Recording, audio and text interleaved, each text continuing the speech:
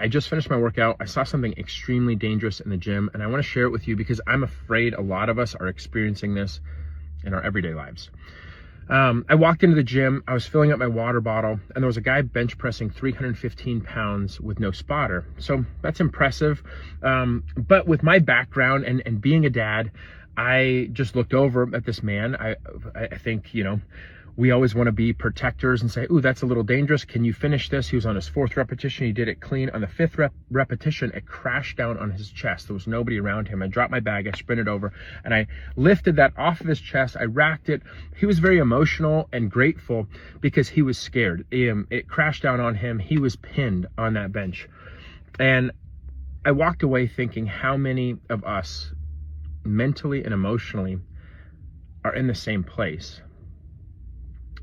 We walk into the gym, like that guy was in the gym. He was going to the place to get stronger. And I feel like a lot of us are going through life to get stronger, to take on the next challenge, to maybe get out of debt, to take on our career. Maybe you're like me and you're taking on the next audition as an actor and you're putting yourself out there and life comes crashing down on your chest and you get pinned and you're embarrassed to ask for a spot at that point.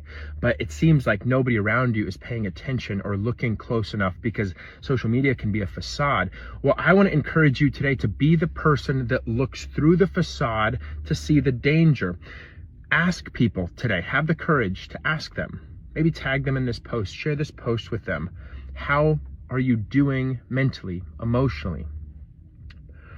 Because there's days in my life where everything looks put together and mentally I'm one step away from the darkest point of my life.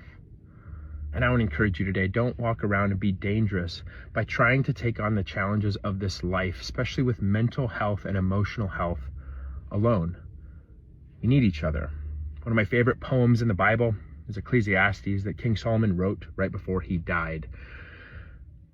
He says, 2 is better than 1. So when one person falls, the other one is there to pick them up. Make sure you have somebody there to pick you up when you fall. We will fall.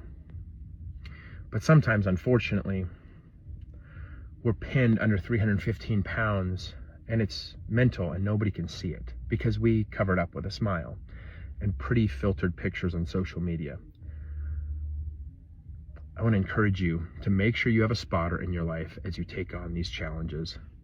Love you guys.